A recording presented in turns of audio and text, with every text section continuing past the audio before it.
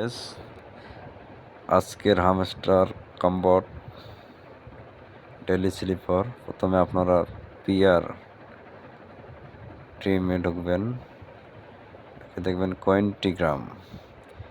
আপনার হামস্টারে আজকের প্রথম কার্ড। তারপর আপনারা যাবেন মার্কেটে দেখবেন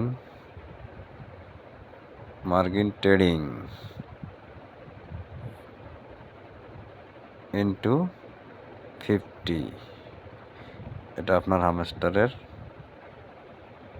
কম্বট ডেইলি স্লিপার সেকেন্ড কার্ড।